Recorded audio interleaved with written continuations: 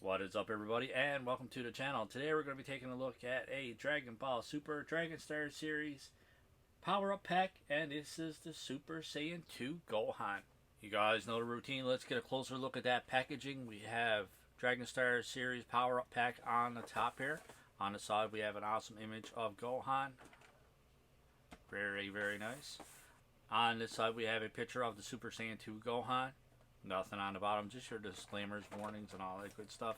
On the back here we have a few images of Super Saiyan 2 Gohan going right across here.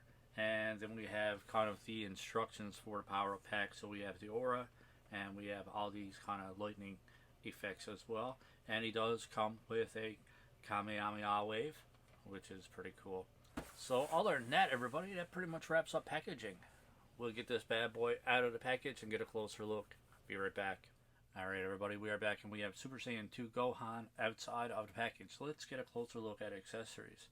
So we have this Kamehameha effect piece here. So he's charging it up, getting ready to blast it. And yeah, looks pretty cool. Comes with two extra hands, and these are two open hands. Obviously to hold on to the Kamehameha wave.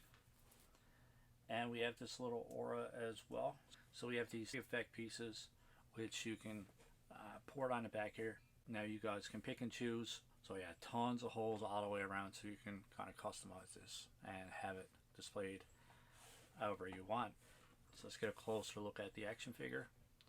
So this version of Gohan absolutely looks amazing. I love the screaming face. I think they did an awesome job on the face sculpt. Got his mouth open, his teeth and his tongue and all that stuff is painted awesome. His eyes, eyebrows, all that stuff is painted awesome as well.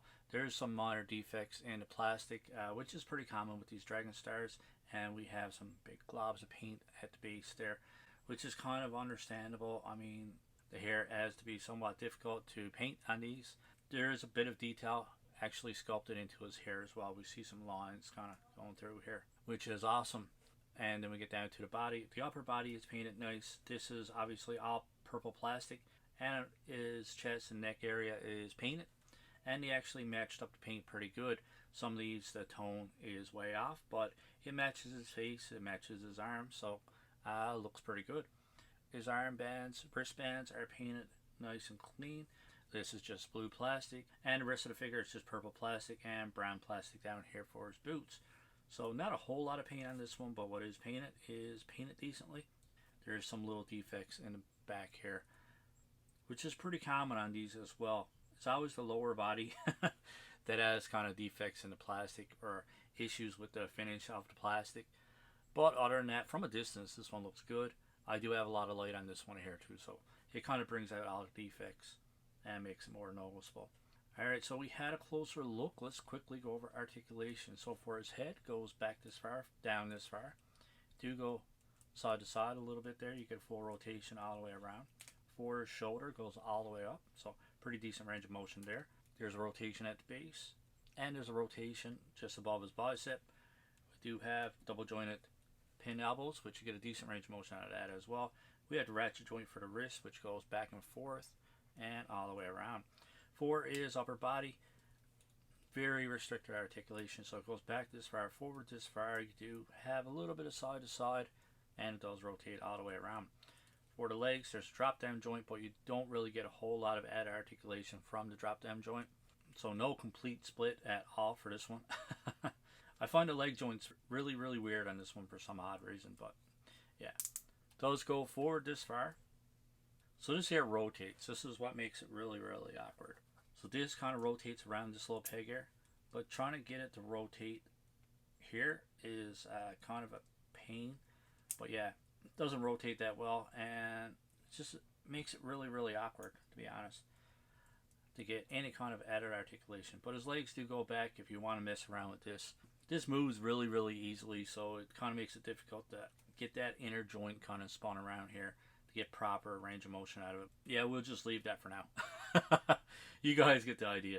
So for his knees, you get a 90-degree bend out of his knees. His foot goes back this far, forward this far, and just your typical ratchet joint, so that spins all the way around as well. So decent range of motion, decent articulation. or mid body is restricted, limited, and his legs are restricted, limited. But despite the restricted articulation, this one looks fantastic. I love it. So we do have extra hands, like I previously mentioned, and we can use those to kind of. I'm gonna have to do this off camera because these pegs are a pain.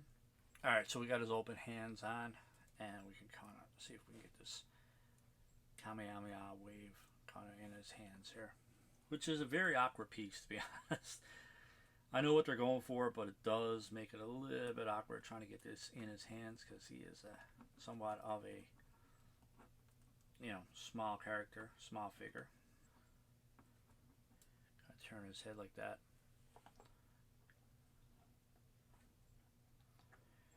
And I think you guys get the point and kind of put it back here like that. So he's kind of in the aura. Get him balanced up a bit. And there we have it. I gotta say, man, it looks pretty awesome. It's only extra $10 or $15, and you get the aura and you get all these effect pieces for the power pack. So definitely worth the money in my opinion. Let me know what you guys think. Do a quick side-by-side comparison. So here we have them next to the Bandai Figure Art Standard Model Kit, and this is the Perfect Cell, which I gotta say is pretty cool, man. We can see that Perfect Cell is a lot taller, which is the way he should be. And we have let's say Super Saiyan Vegeta, which is a fair bit taller.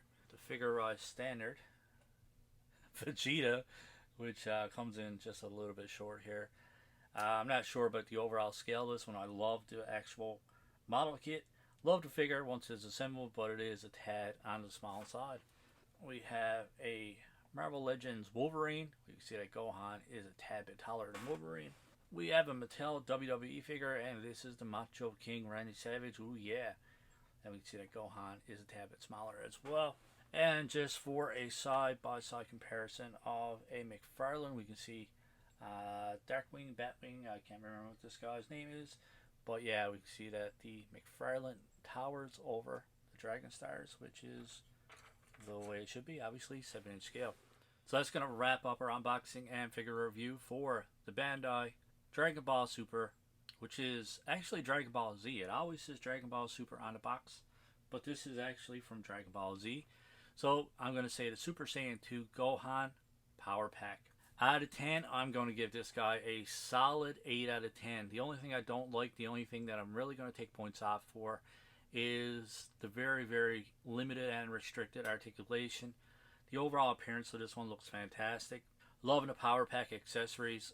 I really think an 8 out of 10 is a pretty decent score for this one, man. Let me know what you guys think of our score of 8 out of 10.